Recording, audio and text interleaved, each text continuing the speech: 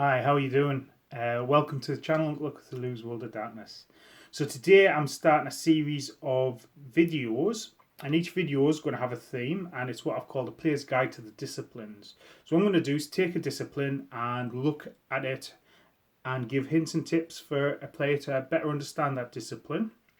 I'm going to talk about where the disciplines come from, and my guide for that is my second edition and Laws of the Night as guides, and talk about the powers as was. And then I'm going to get into V5 and I'm going to talk about the discipline, how the levels of change, powers you can do, how I would navigate it based on the clan, and give you some player guides to that. So if you're primarily into V5, do hang on till the end of the video. If not, it's going to be a glorious indulgence of talking about the disciplines. So because I'm going to be doing them, if you do like what you see, please do subscribe or leave comments in the comment section as well. I get a lot out of feedback and chatting about stuff and share my thoughts on it, and also subscriptions know that actually I'm doing the right thing and people like what I'm doing. Primarily my channel grew and is historical wargaming, and certainly there's been some really interesting chats I've had about that, and at the moment I can't get enough about Vampire and talking about Vampire. So yeah, any excuse to talk Vampire, I'm there. Okay, so let's get back on the farm and talk about Auspex. What is Auspex? So Auspex is a mental power, and so it primarily comes off your mental trait, but it's the power of supernatural perception. So this grows from your enhancing your senses, being able to read auras, all the way up to being able to psychically project and be able to kind of wander around and find stuff out that way. And for me, it may not be the flashiest of disciplines, but it is very vampiric. The beast, hunting, heightened senses. It's a great vampire trope for the vampire being the alpha predator. And we see this power in a lot of vampire fiction, like in Interview with a Vampire. Certainly it's one of the dark gifts, which is very prevalent. And I'm reading the Joe Pitt Vampire novels at the moment. If you've not read the Joe Pitt Vampire novels by Charlie Hudson, I really recommend you do. It's got a great take on vampirism, and it kind of fits well with the world of darkness and the clan setup, etc. And in this, there's a vampire investigating some zombies, and he's pushed his blood into helping him smell like a bloodhound, and he's trying to smell out the scent of the main zombie, and he's so into that actually he doesn't hear another vampire come up behind him and clock him one over the head. A really interesting use of it, and it really exemplified when it's talking about him kind of hunting out scents and picking the one he wants and hoping there's still enough scent there that he can follow it. So let's talk about which clans have Auspex. So I've kind of just kept this to the clans and not the bloodlines. I don't want to get too deep down the rabbit hole. So out the main clans, the Toreador, Malkavians and Tremere have Auspex. In the past, the Cappadocians and the Salubri have had Auspex as well. Salubri now a bloodline. Cappadocians, obviously, their history is long and checkered, shall we say. It was also held by the Tzimisce pre-V5, which I'll talk about a bit. And at one point, I believe the Ventru Antitribu had it. Certainly that was a misprint, and by revised, and certainly in the Sabbat guide to Laws of the Night that I've got, they're just back to having presence instead. Certainly a load of the vampires in the Vitesse card game had Auspex, Ventru Antitribu. And these clans tend to be the more scholarly clans, and you can imagine them using the Auspex to aid with the thaumaturgy or to help them gain insight into the world. Or with the Toreador, obviously Toreador is all about art and sense and senses and helping them. Cappadocians were scholars who dealt with death. The Tzimisce I mentioned earlier, they've lost it for Dominate, which I feel, and it is a very contentious statement, I feel actually suits them better. But that's a discussion for another day. And for me, when I think about Auspex, certainly the strongest clan fits and feels I get is with the Toreador and the Malkavians. And for me, it was a quintessential Malkavian power up until they start developing Dementation again, which you start getting in 3rd edition. The Malkavian Attribute get it in 2nd edition, then they start getting it in 3rd edition. One of the things I'd always like to ponder is why the Nosferatu didn't get it. You know, you've got information brokers and gatherers and spies extraordinaire, yet they never get Auspex. The powers that do have fit them really well. And if they'd had Auspex instead of Portents, maybe it'd be too much like the Malkavians. But yeah, just an interesting thing there. And I know there's several live games online I see where the joke is, I think B. Dave Walters does it in Elliot by Night. Oh yeah, Nosferatu, how do they find each other? Where they've got no way to find out. But just a little thing. So let's talk about the powers pre-V5. And actually Auspex as a discipline doesn't really change. So level 1, heightened senses. And that's about picking a sense and you enhance that. You make it really powerful. So you want to hear what's going on behind the door? Yeah, enhance your hearing. You want to smell out that sense I was talking about? You enhance your sense of smell. Sight, you know, classic one, not Vampire, but it's Legolas when he's looking out over the field of Rohan. Second power is aura perception. That's the ability to read auras. Now, in this book, you've kept the emotions, creature type, whether you commit Dalbury or not. By the time you got to this book, you can also detect whether somebody's lying or not. More on later. Level 3, Spirit's Touch. So basically, you could pick an item up and you can gain senses of the person that handled that before and what they thought about it. Level 4 is Telepathy. Line of sight with your victim or willing supplicant, and you can start mind reading them, surface thoughts, you can dig deeper into the thought, and you can also send simple messages. And finally, level 5, as I've kind of mentioned earlier, is psychic projection. So your body goes into a torpid state and you'll go out there as an astral projection into the night to be able to go and spy on things or visit other places. The other advantage for Auspex is when your Auspex is active, you can attempt to penetrate, obfuscate, and chemistry, which actually is a really powerful secondary effect of Auspex. It's the ability to just cut through the mental kind of befuddlement these powers provide and see what's really happening. Now in tabletop, I always found Auspex being really powerful with investigations, obviously. All of those powers are basically investigating or pulling information out of people. If you've got a combat sort of game, it's always good to scope out the ground or what your enemies are available to do before you actually get to the combat bit. Investigating, I've just said it, and hopefully you can see how it's really useful in a sort of an investigative storyline. Sorry, I'm forgetting my words out.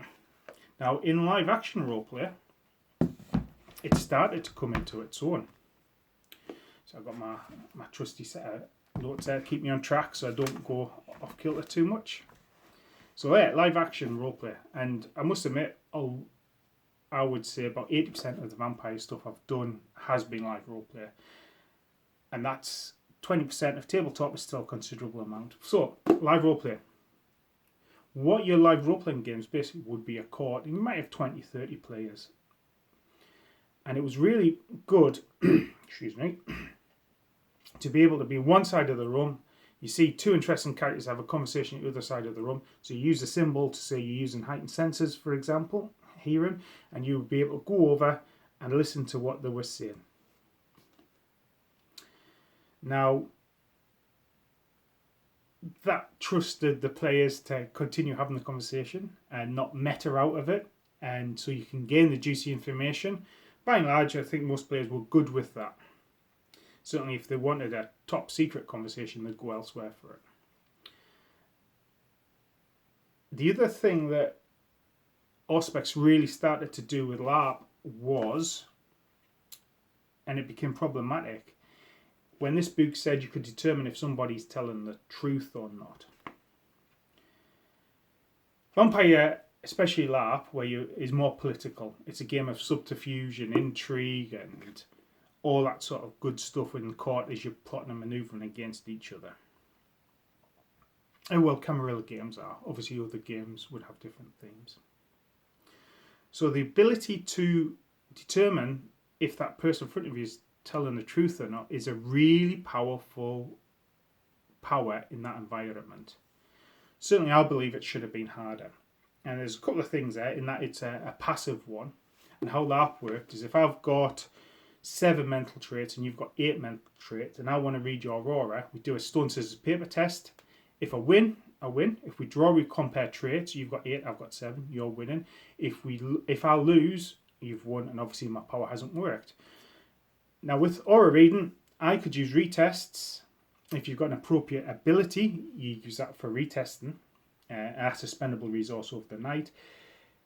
However, the other person couldn't use anything for a retest. So obviously the aura reading there to determine truth or not is on the onus, is in the attacker's advantage there.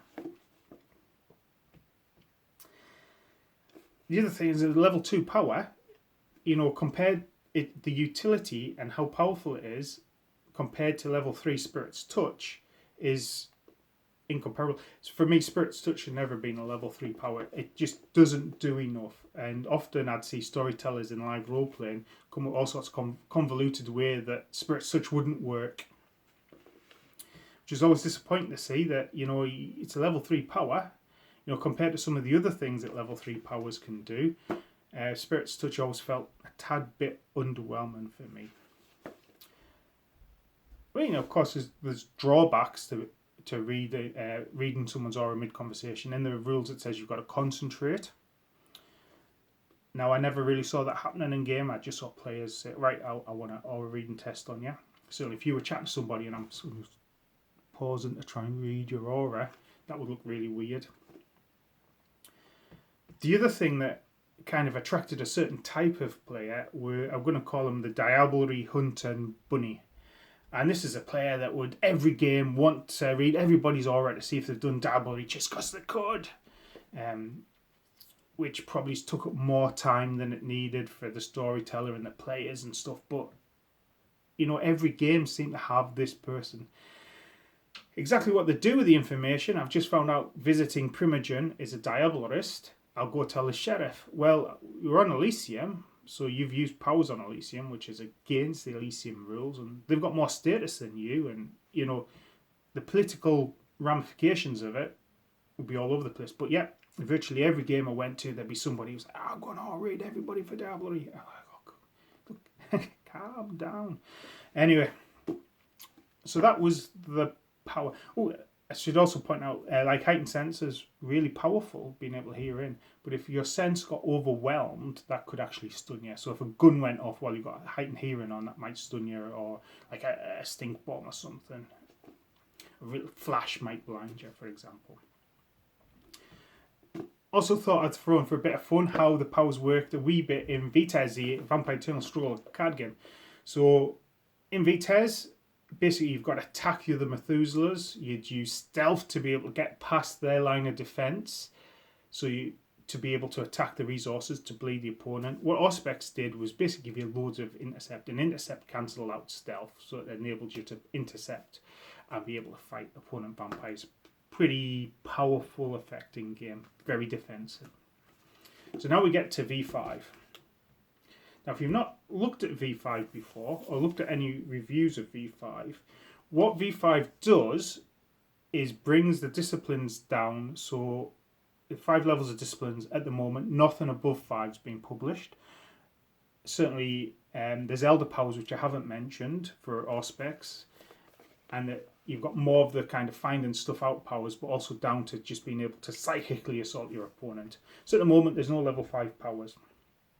What you found with Elder Powers pre-V5 was there'd often be choices at different levels of what you wanted to pick up. Now, what they've done with V5 is often with the levels of disciplines, there isn't a set power, there's often a choice to make. And that gives you some really interesting directions you can go, either as a character or a member of a clan. So let's start talking about what powers are on V5 now. I'll give you some insights into maybe how I would navigate that as, say, a Toreador or a Malkavian. First up, heightened senses works just as it did before. Pick a sense, heighten that sense. But your other level 1 power is something called Sense the Unseen, and that's what you're going to activate to try and sense the supernatural around you, be it ghosts, be it other vampires with obfuscate up. So the second power, I think, in Auspex is a really powerful power. It's called Premonition. So Premonition, once you've got it, the storyteller can feed you random story hints and clues, or you can attempt to really push that, use a rouse check with a cost, and try and get a premonition of something yourself. Very Malkavian, and I really like the power. As a storyteller, it's allowed me to kind of keep plot lines moving the way that it needed to move. Level 3, you get Scry the Soul, so that aura reading I was talking about earlier has moved up to level 3. Like I said, it was probably a bit too powerful at level 2, but they've tied it back, so it's now just about emotional state, creature type, but also it talks about resonance, blood resonance of the person that you're going to feed from as well. That's quite an important thing. You can kind of farm resonances and influence people to get the sort of blood vintage that you want, and that'll give you benefits for the rest of the game. The other level 3 power is Share the Senses. So it's line of sight generally, unless the person's got your blood in them, and basically you can share the senses for that person. Really powerful, I think, with your ghouls being able to see what's going on out in the world, send them off on missions, being able to check in, Childer as well, or people that's been bloodborne to you. Unless you're an artist wanting to know what somebody was thinking and sensing with your art, I could see that having less use with random people in the room. Unless you, of course, you're a clan that maybe hides a lot. So you can be hidden. If somebody's hunting you, you can maybe share their senses to see how close they are to getting to find you. I hadn't thought about that before, but it's pretty cool. Level 4 Spirit's Touch. Well, if I didn't think Spirit's Touch should have been a level 3 power before, I definitely don't think it should have been a level 4 power. This should have been maybe a second choice with level 2. Premonition in itself, I think, is more useful as a divining information out power than Spirit's Touch itself is at the moment. And level 5 powers always get quite powerful with V5. So we have Clairvoyance. Now, Clairvoyance, you can basically pick a city block, and with the right tests, it's almost like having a CCTV over that area and being able to kind of see what people have done and what's gone in and that, and gather information about that. You've got Telepathy as a power. Again, it hasn't changed much from before. It's been able to touch people's minds, gain information from them, share thoughts. The share thoughts is basic information. It's not, say, in The Hobbit at Dol Guldur where Saruman and Gandalf and Galadriel are having a conversation about Saruman around him. Certainly that's not the intentions of telepathy. Auspex also has an amalgam power at level 5, and that's Possession with Dominate, and that basically allows you to take over somebody and control them and be able to use them as a puppet, like be in their senses and move around and do stuff. There's also some what used to be Obeah powers, and that's the powers that the Slubrai used to have, the kind of healing powers, and they're amalgams with Auspex as well, and that's to do with kind of helping remove stains and calming mental turmoil down as well. What my players have found, as some of the players that I've got in my 2 games are experienced players in previous editions, but they're new to V5. So some of the things that they took for granted has worked against them. So for example, the characters were in a church, and they were looking for another character which they thought might have been obfuscated in, and I'd left some clues about a couple of noises going off and stuff. So my Tremere player was like, cool, I want to put my Auspex and find this obfuscated person. I was like, awesome, do you have Sense the Unseen? He's like, no. I've just got heightened senses. So okay, that's not going to cut the mustard. Talked about Spirit's Touch. And I generally would rely on Premonition more than Spirit's Touch. So what would I do if I was building a Toreador? So first up, my first level power would be heightened senses. I would want to be able to experience the world and, enjoy the rich tapestry that those senses would bring. Level 2 power, I probably wouldn't buy Premonition. It doesn't speak to me as a Toreador. I'm thinking more of a Toreador artist or my Toreador elder who's an information broker. Probably go to Sense the Unseen. I've mastered everything I can see with my heightened senses. I now want to understand what is out there undercurrent in Sense the Unseen. Level 3 power, Scry the Soul kind of is interesting, but I'd probably want to go Share the Senses. And the idea behind that is it's allowing me then to say have those people who love me, who have my blood, be able to see what they're up to. But actually, if I'm an artist, see how other people are experiencing my art, which is something an artist is never really going to get a full grasp of, which I think would be really powerful for a Toreador artist. Level 4, Spirit's Touch. Now, I've really gained Spirit's Touch before, but I think as a Toreador, as an artist, being able to caress stuff that other people have and gaining understanding from them. So I'm getting sense of a character who's kind of gained mastery of the senses of the world and is starting to gain understand how other people then have sense of the world. So my level 4 power, depending on what I wanted or where I needed. I mean, a lot of these are dependent on the role playing where your character's development. I could see that character having a clairvoyance or a telepathy. Now Malkavians get really interesting. So my first one I would pick as a Malkavian, Sense the Unseen. I'm probably going to have high mental traits as is. Perception is something I always put lots of stock in as a Malkavian. So I've kind of got a good grasp of what's going on anyway. So Sense the Unseen allows me to see that stuff that's flittering past me. That thing that's always at the back of my, is it there? Second level, definitely Premonition. For me, that is like Malkavian and Auspex. Boom, it's perfect. Third level, probably Scry the Soul. Wanting to know how you felt, how you were, how your emotions were. And that would tie in if I took Dementation, the power of Dominate. Then a level 4 probably wouldn't be as interested in Spirit's Touch. So that's when I might go back down and buy Share the Senses or Heightened Senses. And then level 5, again, that would determine there's the 3 level 5 powers, but actually the amalgam power, the possession, that Dominate. With Dementation, I'm starting to control your emotion. With the Dominate amalgam power, I'm then able to jump in and totally control you. And for me, that would appeal to my sense of Malkavian. So there you go. So that's my thoughts on character paths. I've looked at Toreador, I've looked at Malkavian. Maybe in the future I'll look at Tremere, but to be honest, in most of the games I've seen in the past, I've seen Tremere spend pretty much all the dots on Thaumaturgy and by the 2 levels, so they could tell if you were lying or not to them, of Auspex.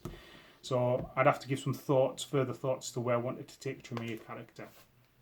Anyway, that's my thoughts on Auspex. As I said at the start, if you've enjoyed it and you want to see more of these videos, and I've got my first handful written, then subscribe, and then when I drop them, you'll know it's coming. Leave me comments, give me feedback, chat to me about the game. I love the game. I love talking about vampires. It's another reason why I'm doing the channel. If you've got any thoughts which are different to Auspex, drop us a line. Let us know, and I look forward to hearing them. Anyway, that's bye for now. You have a great day. Bye.